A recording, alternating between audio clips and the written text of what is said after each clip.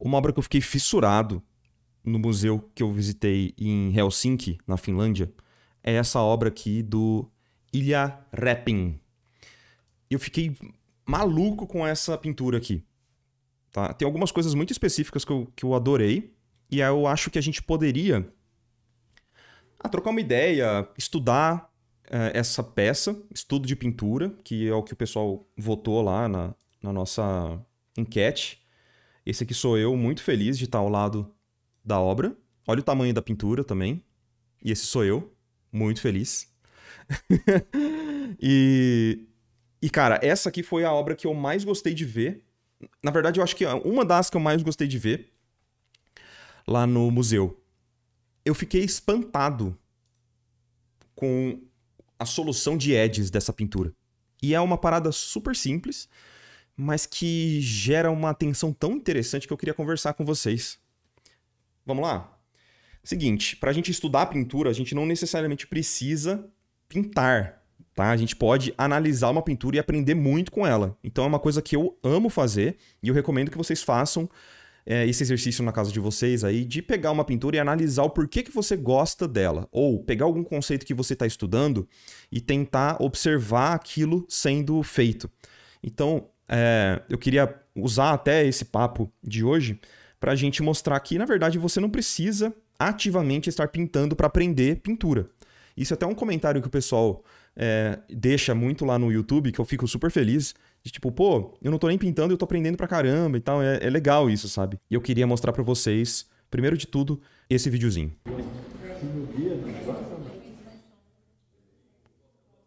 Ali o museu. Olha o Maikito ali. A Isa, o Flávio. Vocês foram beijados pelo Flaviano. Mais uma vez. O Mike. Ô, Flávio. Vamos de novo? Só pra... Eu fico dando loop nesse vídeo, eu não sei porquê. Uma parada que me chamou muita atenção, que eu tava comentando, são as edges, né? Por quê? A solução de edges é um negócio muito simples, mas que chama muita atenção para alguns pontos bem específicos dessa peça. Especialmente para essa região aqui, ó. Essa parte aqui, pessoalmente, tava com muito contraste. E até... uma coisa que eu achei legal de ver pessoalmente era o uso de contraste não só de valor ou contraste de cor, sabe? Mas também o contraste de textura.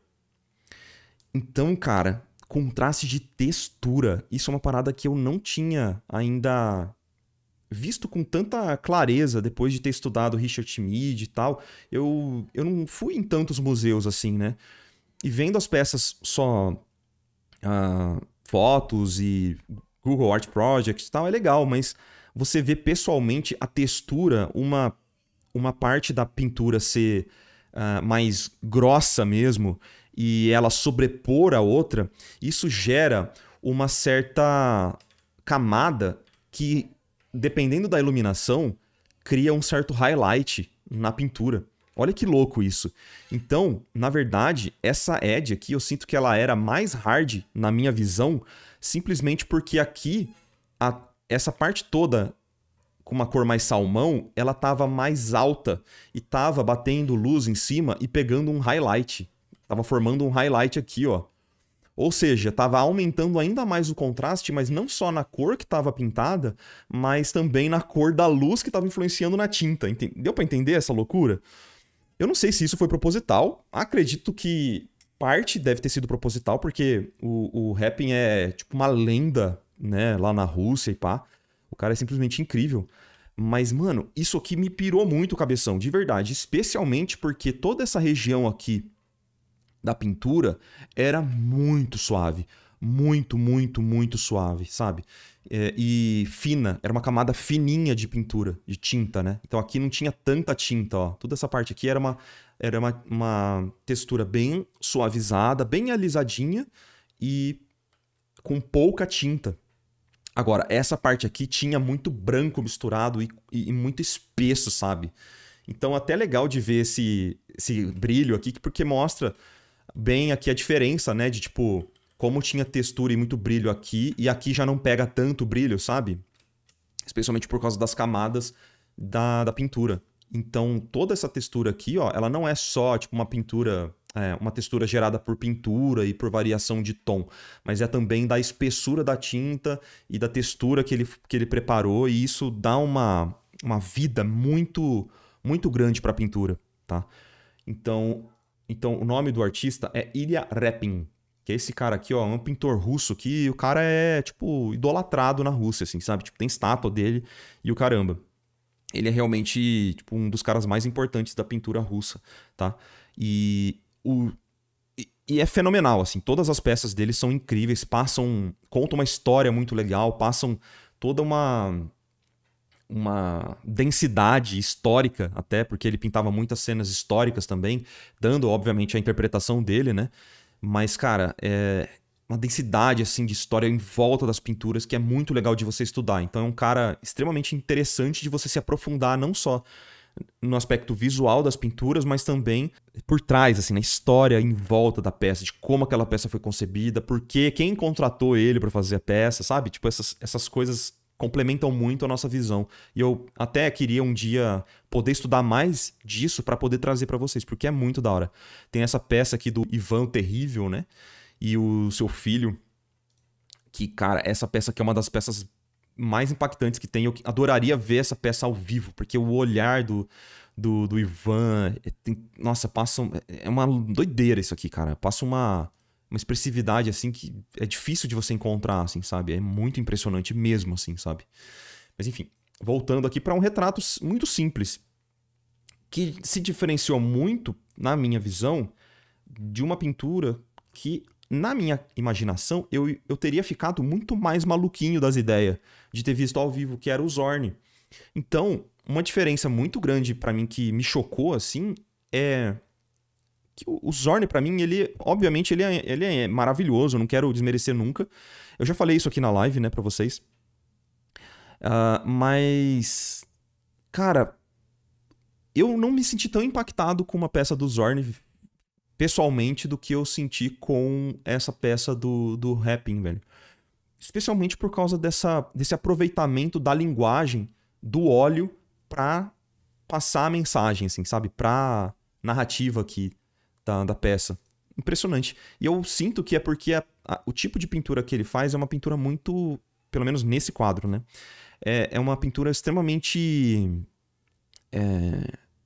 lisinha, assim, transparente, sabe? Você vê muito da tela que tá por trás, você vê a textura da tela, você percebe que não tem muita textura das pinceladas, da tinta mesmo, né? Tipo, você vê em alguns momentos, tipo aqui, nessa parte da esquerda tem também aqui na roupa dela, mas na maior parte da peça, ela é uma pintura bem transparente, sabe? Com uma tinta muito fina.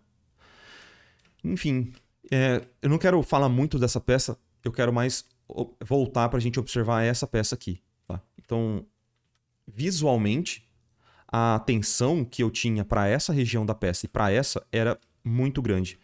Essa aqui especialmente por causa do contraste do valor tonal mesmo, né, dessa parte da mão e da parte da roupa, mas pô, essa aqui me pegou de jeito assim. E obviamente por ser um rosto, a gente sempre é atraído por rosto, né? Então, uma outra coisa que eu queria mostrar e tentar compreender é como ele solucionou as mãos de um jeito extremamente delicado e muito... cara, com poucas pinceladas, muito sutil, mas extremamente eficiente também, sabe? Tipo, a gente vê que a mão tá toda meio embaraçada, assim, só que de longe, cara, é basicamente, sei lá, a gente tem uma interpretação aqui de 2 valores nessa mão. Basicamente 2 valores. Então a gente tem essa parte toda clara, né, iluminada, e para dar volume, para não ficar extremamente flat, a gente tem essa parte que dá um pouquinho de sombra, né, e volume para a mão. E aqui a gente tem a transição. Então, são basicamente 2 valores com uma transição suave entre eles, né? Então, eu acho que a gente pode tentar fazer uma interpretação dessa pintura bem rápida aqui, tentar captar a essência dessa mão, inicialmente, e tentar ver se a gente aprende alguma outra coisa com ela. Porque, de novo, essa parte é muito foda, mas eu acho que ela tem mais a ver com o ver ao vivo, né? Vamos lá.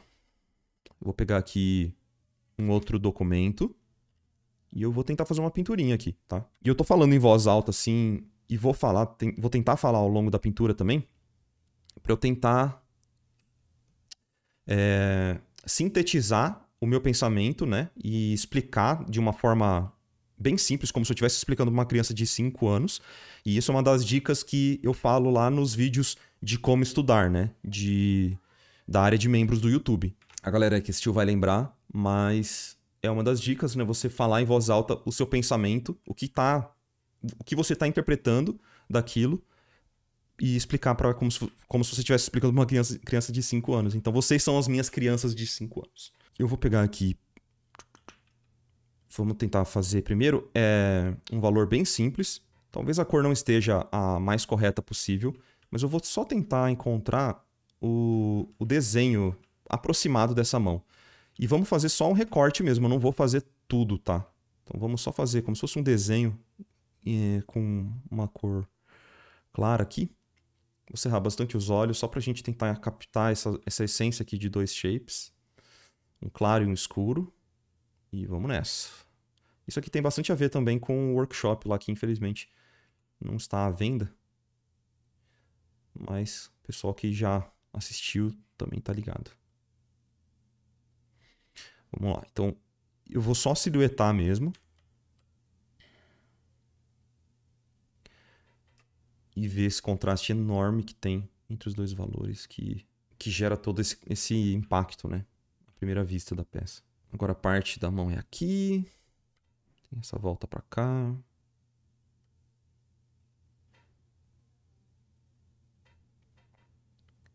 Até uma coisa que é um lembrete pra galera que gosta de pintura realista. Percebe que não precisa de muitos valores. Lembra o feedback que eu fiz pra Fanny? Naquele vídeo lá da Sailor Moon? Collab da Sailor Moon e tal? Então, foi basicamente isso que eu falei, né? De tipo, você simplificar os valores, tentar dar uma sintetizada, não gerar áreas grandes, simples, com poucos valores. Isso é uma essência muito importante da pintura realista, né? Esse espaço negativo eu errei.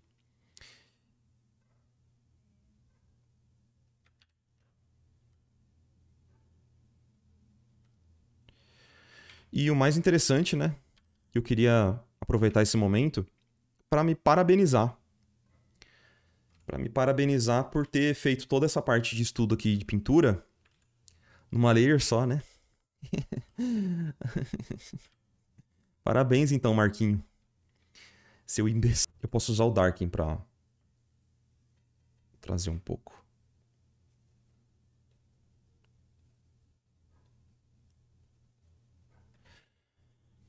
Um valor. E vamos com outro valor agora para a sombra. Só para dar volume. A gente pode usar um valor bem mais escuro aqui para iniciar. Algo aproximado. E depois eu quero dar uma vermelhadinha nele.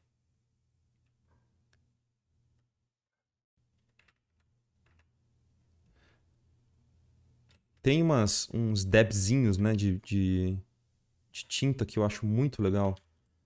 Para gerar um pouquinho de volume. Deixa eu clarear um pouco.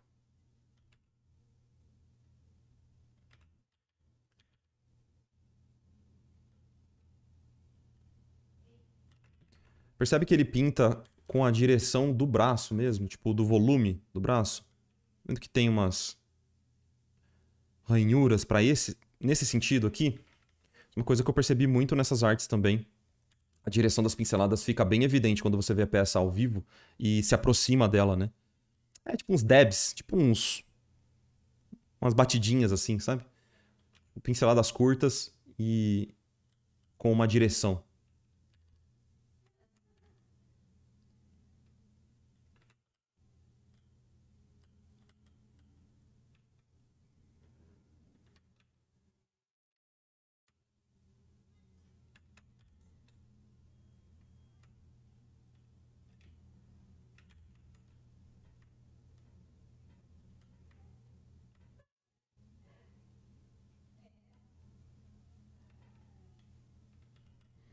Olha como tem uma mudança de valor bem abrupta aqui de um lado e do outro é um pouquinho mais suavizado. Então isso eu vou tentar reproduzir também. Isso gera a sensação de que esse plano do dedo está na frente desse outro do dedão, né? Então o indicador aqui, ele está na frente por causa desse shape super hard aqui. Vamos lá então. Só marcar. Deixa eu até fazer com uma bem mais saturada.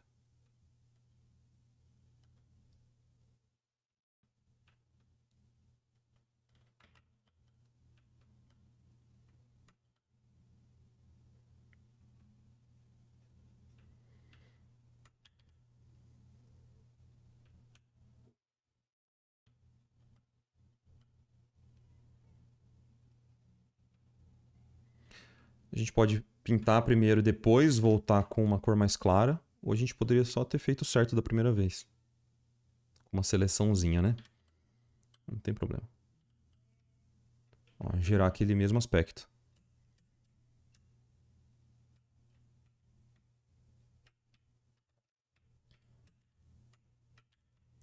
Vou usar a mesma cor.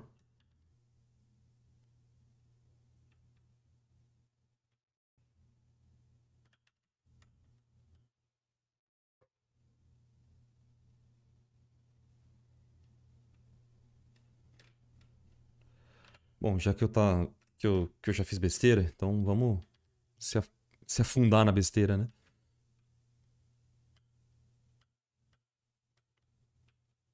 Eu vou arrumar o desenho já.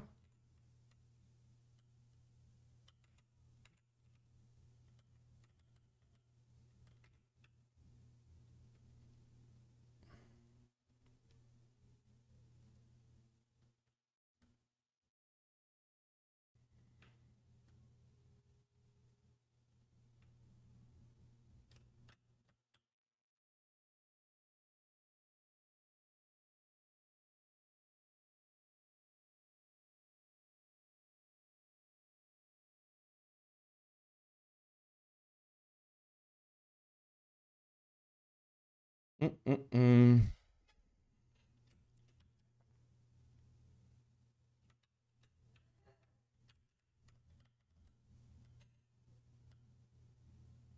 Apesar de ser dois valores, essencialmente, né? Dá um trabalhinho deixar bonitinho, né? Então basicamente você trabalha com dois valores e volta dando uma ajustada nas edges, né? Então, quando eu falo de valores simples, geralmente o pessoal se confunde achando que eu estou falando para você pintar como se você estivesse vetorizando uma parada no Illustrator, sabe?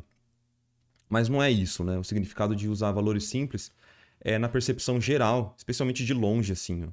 E você pode ter transições nessas edges, né? Transições suaves, até de um valor um pouquinho mais claro, mas ele ainda é considerado um só, entendeu? Tipo, como se fosse um agrupamento mesmo, ó, disso tudo. Mesmo colocando um valor um pouquinho mais claro aqui.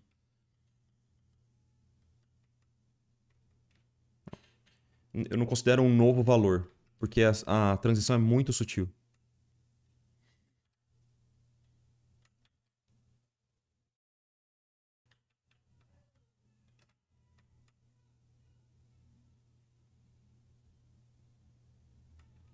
Vocês já tiveram essa dúvida? De, tipo, se perguntar, cara, mas a pessoa tá falando pra usar poucos valores, mas eu não quero fazer vetorial.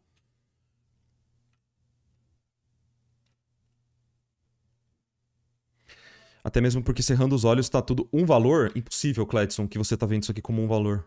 Impossível. Ou você tá falando isso aqui?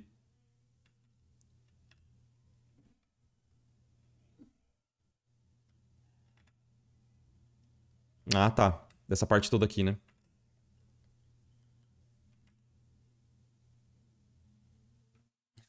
Você errou tanto que fechou os olhos.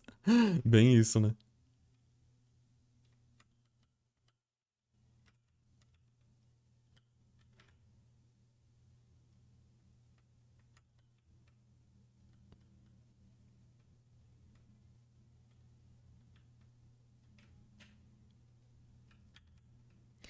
Cara, olha que perfeição essa pintura do Happn. Como essas manchas muito abstratas, elas formam no contexto, né? Mãos muito boas, cara. Eu adoro como esse dedo se dissolve nisso aqui, faz uma Lost Edge, uma transição perdida. A gente praticamente não tem uma divisão entre esses dois valores, né? A gente percebe, claro, que tem um dedo ali, tipo, tem um risquinho com valor muito sutil, mas ainda assim é muito sutil, cara. Nossa, é muito bom mesmo, né? Meu Deus do céu.